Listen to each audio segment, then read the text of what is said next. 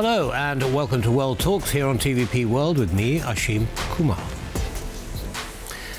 Over the last few years, the tensions between personal choice and governmental control over our lives have come to the fore.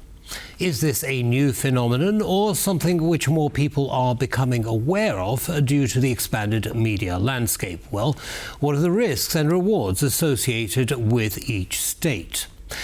Our next guest has made this question and its answer a lifetime's work. He has edited the book Peace, Love and Liberty and co-authored Development with Dignity, amongst many other.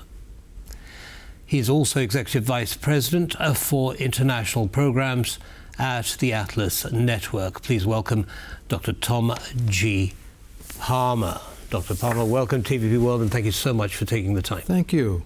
Okay, so I want to start with a quote from your book. It is, "Each of us faces a great choice.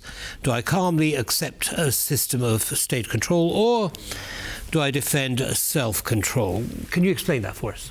Well, the question is, who's going to manage your life? And many people have thought, well, it's natural, the state does that. The state will make choices for me about my medical care, about retirement, about how I live, what I may read, and so on. But the tradition of freedom, which has emerged in the last few hundred years, focuses on people being able to make those choices for themselves.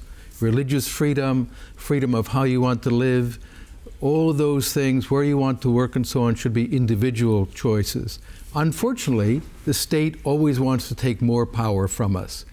And I think it's important for people to stand up and say, you know, my life is my own, which means I should have the freedom to manage it, and very importantly, the responsibility for the consequences, that I own the consequences of my acts.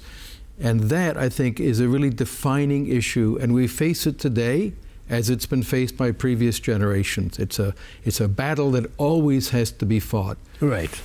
Yeah, so you mentioned previous generations, and that brings me to a point I made in my introduction, which is it something that we're simply more aware of now because of social media and the variety of media outlets, or is it something that's new? No, I think it's actually perennial. It's something that generations have faced in the past about whether you take responsibility for yourself. So think about the great struggles over religious freedom or freedom of conscience. Shall the state dictate how you worship and how you pray, or is that a matter of individual conscience? So that's not a new issue. That's been going on for a very long time.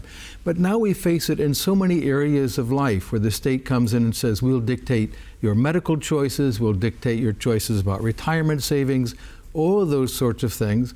And I think it's important for people to seize control of their own lives, to say, these are my responsibility, and to push back against the desire of politicians to dictate our choices to us. And on the world stage, this is becoming a very big issue. The regime in Russia, nearby country, I should say, in which they say we need a strong hand, the hand of the dictator, Vladimir Putin, to tell us how to live, as opposed to the tradition upheld here in Poland. You know, it's up to me to determine how I want to live. I don't need a dictator to tell me how my life should unfold. Right. So the way you lay it out, Doctor, is you know, there are lots of moving parts, right? There's the social element, there's the political element. Let's start with the political.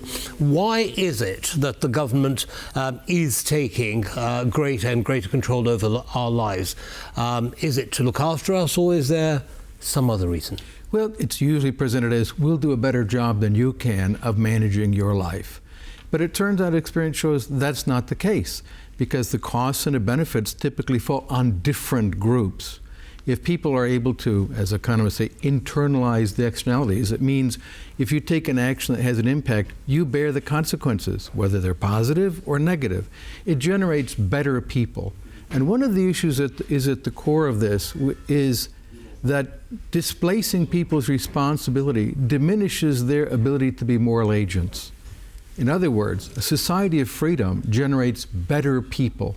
When people take responsibility for their actions, they become more moral, they become better citizens, they become better family members, and all down the line.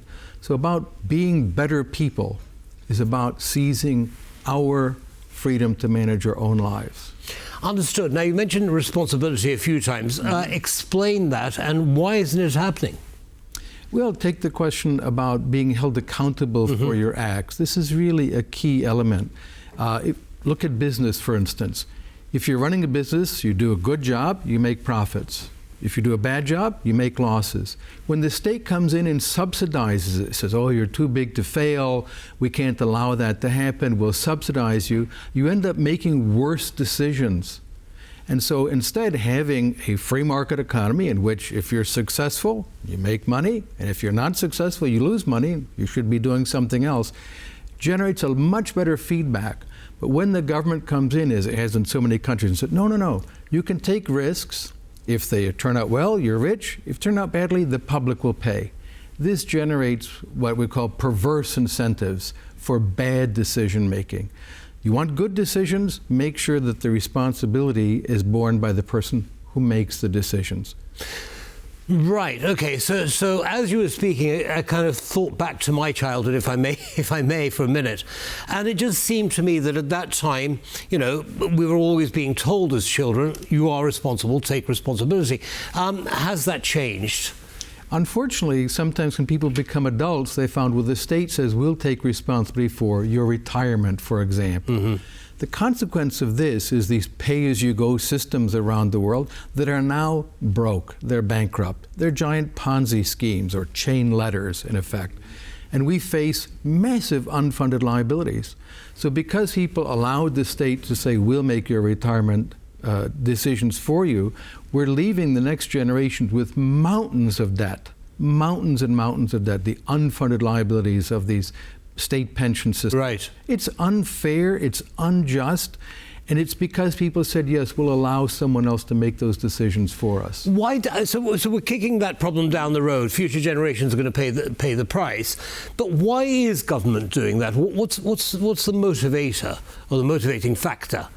It varies from place to place, but one of the elements is to assert control over population. So let's look at state monopolistic pension systems. Bismarck was the person who actually initiated those. He was the first to put that through, and he was very clear. He said, because then we can control the population. Prior to this, German workers put their money into what we would call private pension plans today, savings clubs and things of that sort. He said, no, instead we'll tax you, put it into a state pension. You don't have the capital, we'll just give you a little pension, a little drop every month on your head. And he was very clear, the purpose of this was the control over the German population. Right. The consequence was catastrophic, as we saw in later years, as Germany turned into a collectivist nightmare that invaded the rest of Europe. Much better to have gone with a system early on that would have said, you save the money from your wages and you own the capital as a consequence. Your retirement is your responsibility, rather than saying, we'll have the state do it. The accumulation of unfunded liabilities by these systems that promise benefits today, but we're going to have the huge debt in 50 years, well, 50 years finally shows up. Right. And actually, that's where much of the world is ending up now. Right. As these systems are coming down. It seems to me that this has now become so deeply embedded in culture, even in democratic countries. How do we reverse that trend? Oh, it can be done. Allow people to opt out. For instance, allowing young people to say, I want to save my own money in my own retirement account. It can be tax shielded, it can be pre-tax income and so on, and allow them to accumulate their own wealth. Right. Then the difference is when they get to be 65 or 68 or whatever their retirement age, they own the capital and they can do with it what they want, which means fund a retirement, or if you were to die, you can leave it to your kids for their education or your grandchildren. Under the current system, no capital is accumulated. Once you die, it's over. Right. Right. So the freedom to actually save, for your retirement, and from what you earn, rather than relying on government to be able do that. to make those choices for yourself. To give you the options. Yes, and one thing that is important to recognize is a number of countries have begun on this path already.